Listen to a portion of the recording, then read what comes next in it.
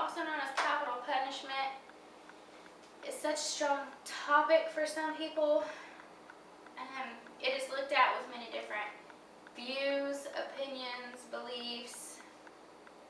The main point of this speech is to inform the audience about some of the pros and the cons of the death penalty. This way, hopefully, we can better understand why some people believe what they do believe. I believe some of the sources I have found throughout my research will help me accomplish just that.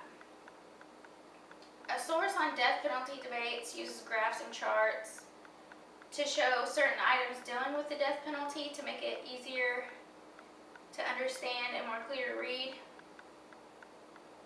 Public support for capital punishment in the United States remains stronger on paper. The death penalty first came about in the 18th century. In that time, they used capital punishment for 25 different crimes.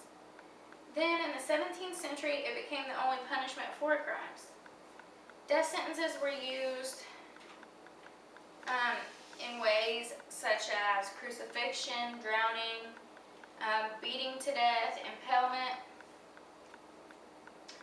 Then, when they beat you to death, I'm sure they used heavy objects that are heavy, that weigh a lot. Maybe they found some logs or some big sticks. They found some wood.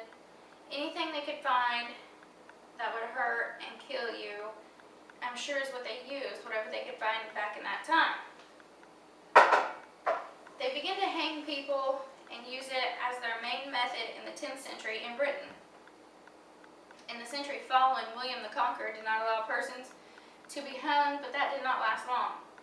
In the 16th century, under different reign, approximately 72,000 people were executed.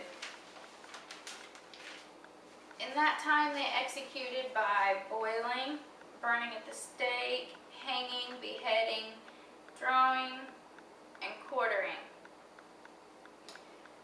And at that time, you were also killed for marrying a Jew, not committing to a crime, treason. They eventually did away with the death penalty for over 100 of the 222 crimes that were punishable by death in Britain. The Britons had major effect on America's use for the death penalty. The first execution in America was in 1608, and that was in Virginia. The death penalty then was used for very minor offenses, such as stealing grapes, killing chickens, trading with the Indians. It has changed a lot since then. In the United States, 9% or 3 maintain the death penalty in law and practice.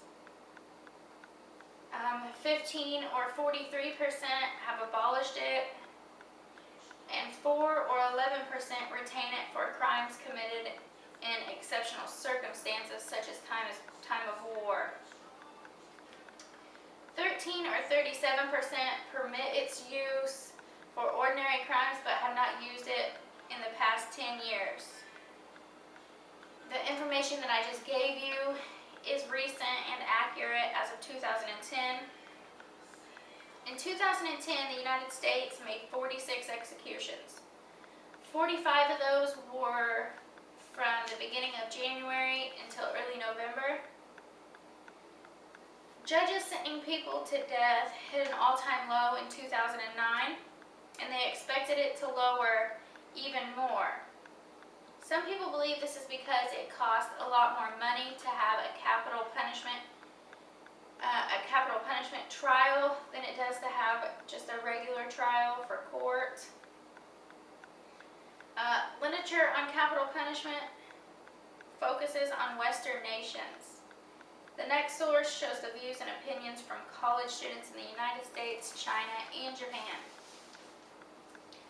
The Chinese college students had the highest level of support for the death penalty.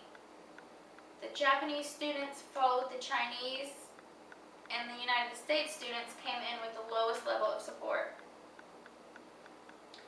That source also stated that U.S. students were most likely to feel that innocent people were being sentenced to death and being executed. Retribution is the strongest reason people support the death penalty, and the barbarity of executions are the reason they do not support